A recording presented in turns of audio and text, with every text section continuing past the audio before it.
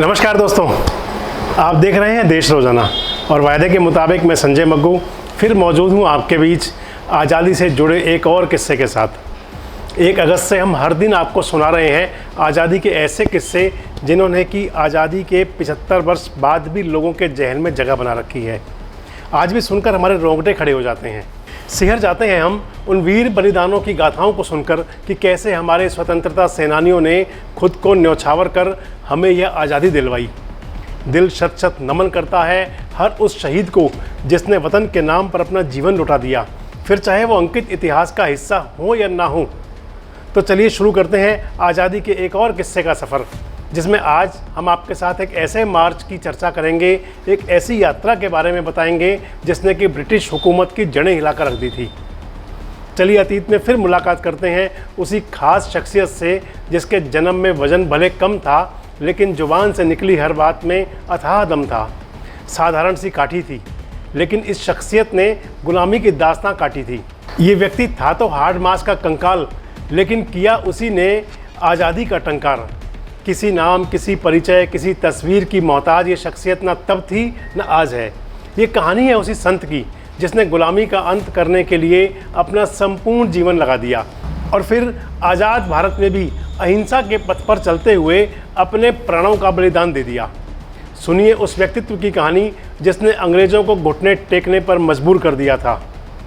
दरकार तो नहीं है, फिर भी बता देते हैं।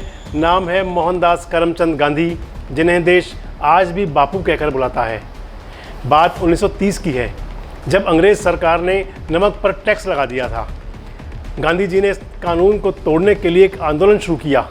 12 मार्च 1930 को नमक कानून को तोड़ने के लिए गांधी जी अपने 78 समर्थकों के साथ गुजरात के साबरमती आश्रम से नवसारी दांडी से पैदल यात्रा पर निकले और 390 किलोमीटर पैदल चलकर वो 6 अप्रैल 1930 को दांडी पहुँचे। सुबह के 6:30 बजे थे। नमक कानून को तोड़ा। गांधी जी द्वारा कानून तोड़े जाने के बाद पूरा आंदोलन देश भर में फैल गया। लोगों का हुजूम सड़कों पर उतर आया। जब गांधी जी समुद्र के किनारे की तरफ बढ़े तो उनके चेहरे पर इतनी लंबी यात्रा करने की कहीं कोई थकान या शिकन दिखाई दे रही थी।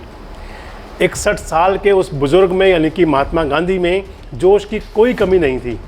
दांडी नाम के उस छोटे से गांव में देश के कोने कोने से कई हजार की संख्या में लोग आए थे, जो कदम से कदम मिलाकर उस महात्मा के पीछे चल पड़े थे। इधर अंग्रेज़ों ने भी पहले से ही पूरी तैयारी कर रखी थी। उन्होंने पहली रात को ही मज़दूरों की मदद से समुद्र किनारे पड़े नमक और रेत को मिलाकर कीचड़ बना दिया था। यह सब देखकर भी गांधी जी के चेहरे पर ना तो कोई चिंता का भाव आया और ना कहीं निराशा दिखाई दी। ना उनके उत्साह में कोई कमी आई और ना ही उनकी जिजीविषा में।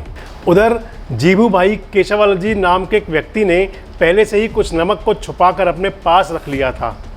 फिर क्या था, उसी नमक से बापू ने एक चुटकी नमक उठाया और कह दिया कि इसी के साथ मैं अंग्रेजी हुकूमत की नींव को हिला रहा हूँ।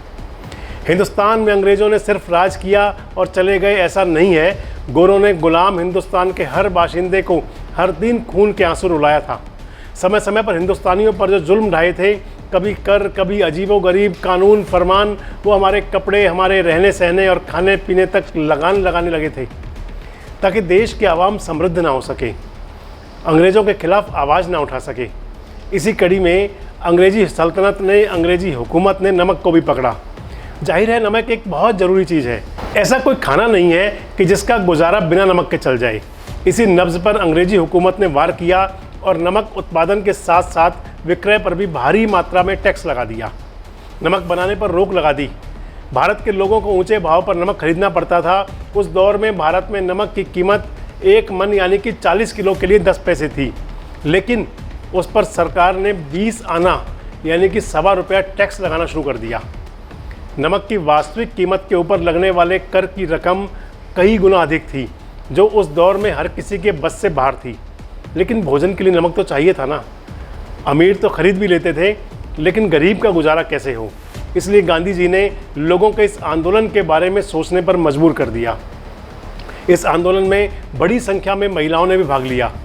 जाहिर तौर पर महिलाओं के लिए तो यह मुद्दा सबसे बड़ा था, क्योंकि वो अपने परिवार का पेट भरने के लिए संघर्ष कर रही थी। बस इसी के साथ 6 अप्रैल 1930 को महात्मा गांधी जब दांडी पहुँचे और समुद्र किनारे मुट्ठी भर नमक बनाकर नमक कानून को तोड़ा और खुद को कानून की नज़रों में अपराधी भी बना लिया, जिसके बाद से स्थानीय अवज्ञा आंदोलन के अंकुर फूटे। नमक आंदोलन के दौरान महात्मा गांधी जी के साथ लगभग 60,000 लोगों को गिरफ्तार किया गया। इस आंदोलन की रोचक बात यह थी कि आंदोलन में किसी भी प्रकार के झंडे या तख्ती का इस्तेमाल नहीं किया गया था। इस आंदोलन को मीडिया कवरेज भी बहुत मिला था और उसी की वजह से घर घर पर इस आंदोलन ने लोगों के दिलों में आज़ादी की अलख जगाई थी। अंग्रेजी हुकूमत को इस आंदोलन ने हिला कर रख दिया था। असर ऐसा हुआ कि भारत ही नहीं, कई दूसरे देश भी नमक बनाने लगे। इस आंदोलन के साथ ही पूरे देश में सविनय अवज्ञा आंदोलन शुरू हो गया। यह सत्याग्रह आगे भी जारी रहा और पूरे 1 साल बाद महात्मा गांधी जी की रिहाई के साथ खत्म हुआ। नमक सत्याग्रह के दौरान 8,000 हिंदुस्तानियों को जेल में डाला गया, जिसके बाद गांधी इरविन समझौते के साथ ये आंदोलन शांत हुआ। इस आंदोलन से जुड़ी एक और अहम बात यह है कि जवाहरलाल नेहरू और सरदार पटेल का इस आंदोलन को करने से मना करना था, लेकिन बाद में पटेल आंदोलन से जुड़े और उन्होंने ही दांडी मार्च का नेतृत्व किया। 5 मार्च 1931 को लंदन में दूसरा गोलमेज सम्मेलन हुआ और गांधी इरविन के बीच हुए समझौते को ख़त्म किया गया, जिसे दिल्ली फैक्टम भी कहा जाता है। इसी के साथ ही सविनय अवज्ञा आंदोलन को भी ख़त्म कर दिया गया। कर के लिए नमक को भी कतार में लाना अंग्रेज़ों की एक बड़ी गलती थी, क्योंकि इस पर लगा लगान महज किसी एक वर्ग को प्रभावित नहीं कर रहा था और यही वजह थी कि नमक आंदोलन ने पूरे देश को एक कर दिया। सभी जात पात, धर्म, राज्यों और भाषाओं की दीवारों को तोड़कर सब लोग एक साथ एक सुर में अंग्रेजी हुकूमत के खिलाफ खड़े हुए। आज़ादी की लड़ाई में इस आंदोलन को ऐतिहासिक सत्याग्रह माना जाता है। दांडी में रहने वाले लोग आज भी गांधीवादी सिद्धांतों पर चलते हैं और वहाँ हर तरह की आधुनिक सुविधाएं हैं। वहाँ सरपंच के चुनाव नहीं होते, बल्कि सर्वसम्मति से सरपंचों को नियुक्त किया जाता है। इतिहास में दांडी कई मायनों में खास है। खास इसलिए क्योंकि अतीत का एक ऐसा अध्याय दांडी में लिखा गया जिसने अंग्रेजी हुकूमत को यह एहसास करा दिया कि देश विवशता में गुलाम नहीं है, बल्कि हिंसा पर उतरना नहीं चाहता, इसलिए शांत है। क्योंकि पराधीन हिंदुस्तानी भी वो ताकत थी जब जब सुर बुलंद हुए सैलाब आया, जिनमें एक जन सैलाब का गवाह बना दांडी। हालांकि आज के परिवेश का दांडी बिल्कुल बदल चुका है। अब वहाँ समुद्र किनारे नमक नहीं, गंदगी का ढेर दिखाई देता है।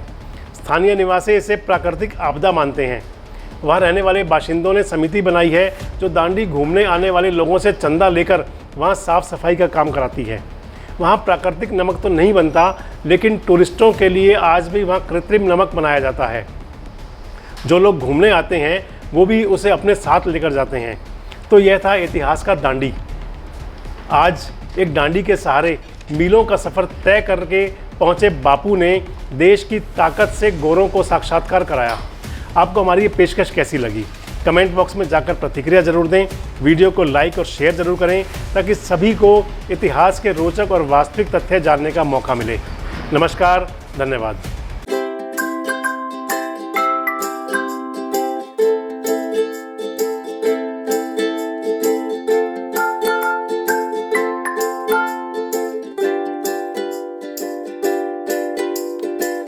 हमारे साथ जुड़े रहने के लिए देखते रहिए देश रोजाना का YouTube चैनल। सब्सक्राइब कीजिए, साथ ही देश रोजाना की खबरें सबसे पहले देखने के लिए प्रेस कीजिए बेल आइकन।